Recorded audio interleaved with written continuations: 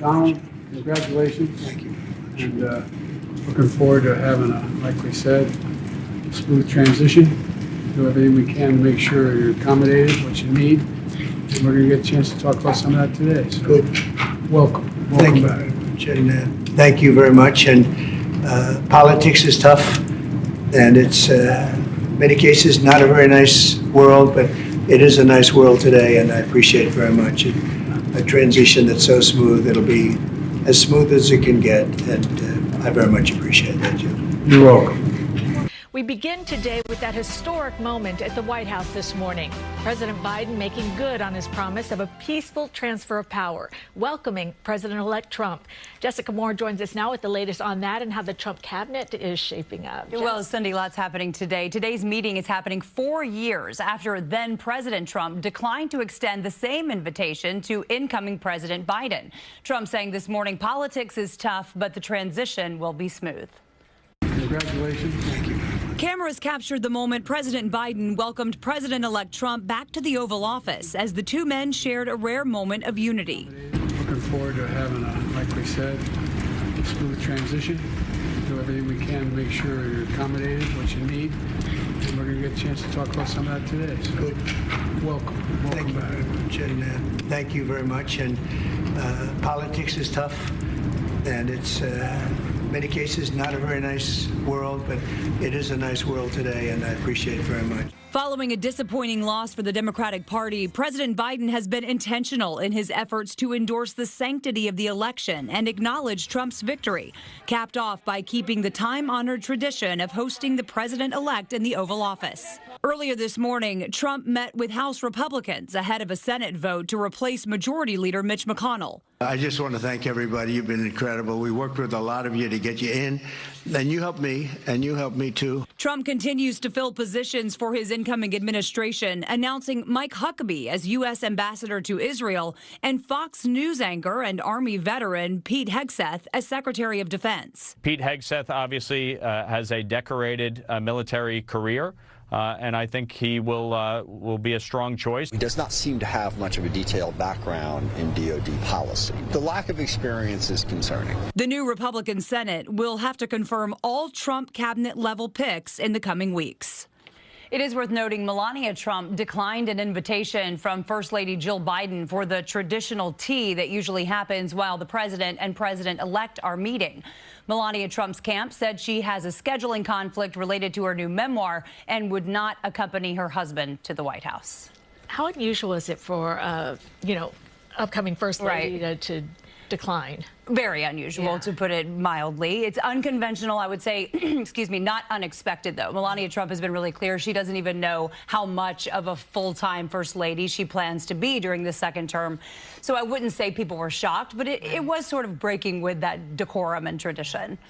Yes, that scene was cordial. The brief pleasantries were pleasant, I guess, polite, but I do think it is worth underscoring, the reason that this scene and this image is so striking is because these two men have no relationship to speak of. This is not President George W. Bush welcoming the Obamas to the White House. This is not Bill Clinton welcoming W. Bush to the White House. You look back on those images and the footage, and there is some real warmth there.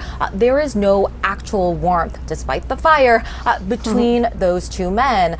We've talked about the many ways in which President Trump has talked in denigrating ways about President Biden. Biden, too, throughout the course of this campaign, referring to this person as a fascist, as a total threat to the country.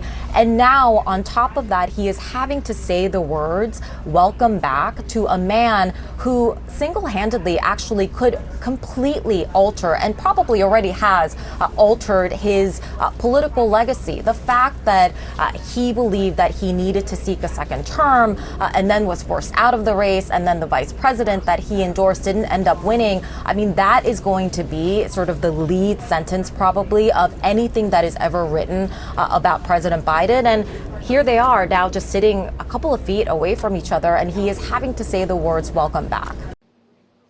President-elect Donald Trump visited the White House today for the first time since leaving office. During a sit-down with President Joe Biden, Biden emphasized that there will be a smooth transition of power. Meetings like this between the president and the president-elect are a long-time tradition, one that Trump skipped in 2020 when Biden won. President Joe Biden and President-elect Donald Trump meeting in the Oval Office Wednesday. Looking forward to having a, like we said, smooth transition. It's their first sit-down since Trump secured a second term. Politics is tough, and it's in many cases not a very nice world, but it is a nice world today, and I appreciate very much a transition that's so smooth. It'll be as smooth as it can get.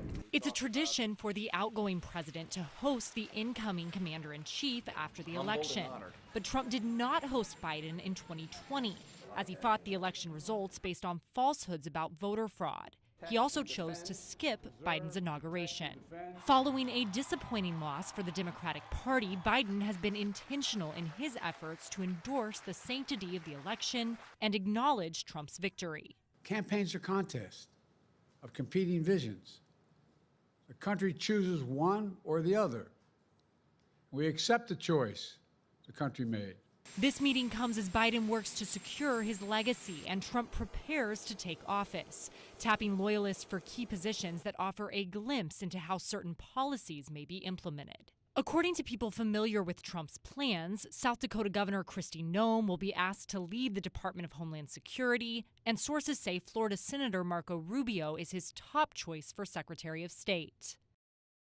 Melania Trump was also invited to visit the White House today, but did not attend. According to a White House official, First Lady Jill Biden gave a handwritten letter to the president-elect for the incoming First Lady, in which she expressed her congratulations and her team's readiness to help with the transition. Reporting at the White House, I'm Julia Benbrook.